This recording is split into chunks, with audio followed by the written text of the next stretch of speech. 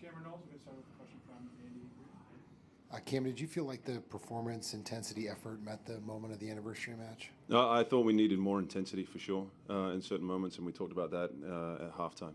You know, some moments where we could generate some pressure, we could get tighter to the ball, we could initiate a bit more contact. Certainly, there could have been more intensity.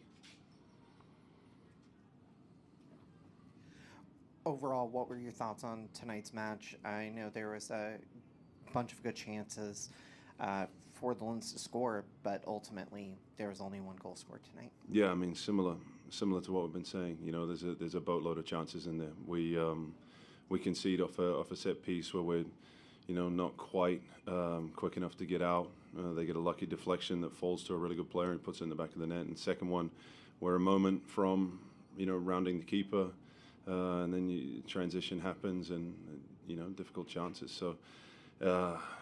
Yeah, it's frustrating. It's, you know, tonight with the celebration that the club has had, the alumni that's in the building, we expected more out of ourselves, and we just weren't able to deliver.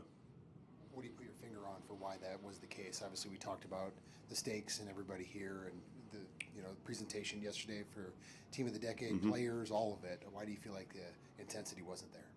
Yeah, look, I think in moments, you look at the balance of the game. We've created again more chances. We've created chances that we should score, created chances on another day that we should score.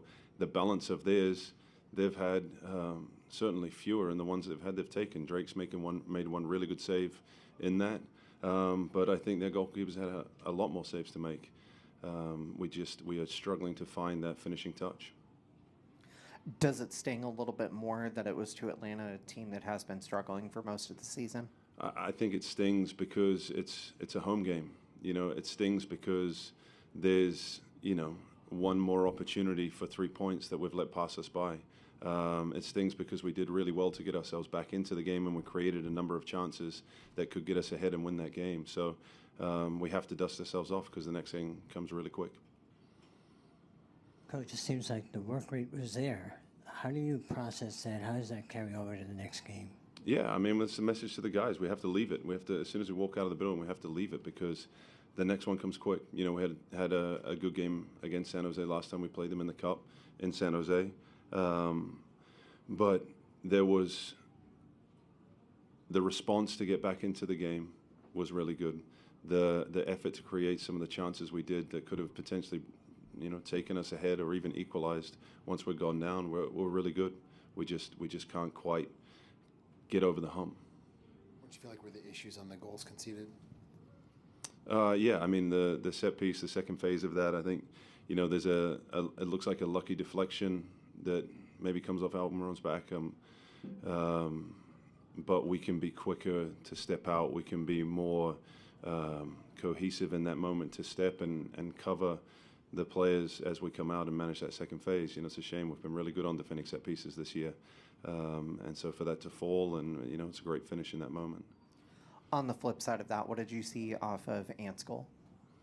Yeah, look, I mean, he's, you know, we talk about it countless times. He has a nose for goal. He finds himself in good areas and attacks the ball well. And, you know, we probably could have, he even could have had a couple more tonight. What'd you take away from Marcus's first start? Yeah, I thought he was really good. You see the sort of reference point that he provides, the strength he has linking the ball up.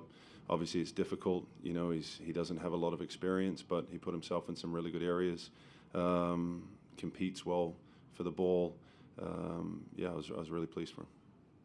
Shankly was given a yellow card in the second half on what looked like it could have been a studs-up tackle. Did you see anything on that maybe could have been more severe? I haven't seen a replay of it, but, you know, knowing that everything gets checked by VAR, you know, I'm sure the yellow's a yellow.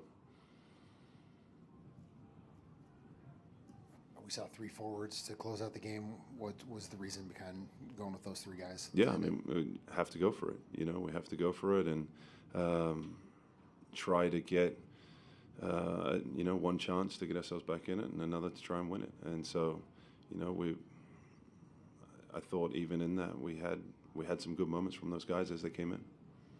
adding on a little bit to Andy's question, there's 5 players who pushed themselves up the pitch, almost looking like you had 2 at the back and 5 at the front. Was that also to try and get that last goal and try and even up the match? Yeah, of course. I mean, look, you're playing an Eastern Conference team. You're not giving points to a Western, conference opponent. You're down at home. We have to go for it. And going back to that, Marcus' first start, with him starting today, I think all the forwards have started that position right now through the season.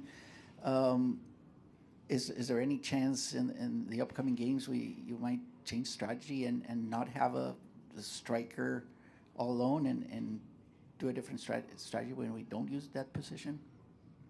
You mean like play with the front two, like we have? Yes. Yeah, I mean, in Or several 2 or games 3. we have, and I talked about the competition that's within that group at the moment, and it's obviously crying out for goals, and so we have to look at everything that's available and everything that will give us a chance to win. Was there a particular player that stood out for you tonight that would certainly be able to perhaps bring that momentum again to the next game, that sort of thing? Yeah, look, I think when we go back and look at it, there's probably a few. I think Drake has continued to do well, and that save he has 1v1 is really difficult. And so I think he's had some big moments for us in that. Owen and Will in the middle continue to be tireless. They have had very little rest, and going back to back with their games is difficult. And so those guys have put in some really big shifts, and certainly as well as been a huge contributor. Do you have an update on Nicolas Romero and Triantes that you can tell us about? Yeah, they're very close. I mean, they'll be back in full training. The difficulty is that we don't have a lot of training days because of the cadence of the games, so there's not a lot of opportunities to get that training with the first team. So we've been trying to supplement as needed, either in small groups or with the second team, to make sure we get them up to speed. All right. Thanks, everybody. Locker room is open. Thank you, guys.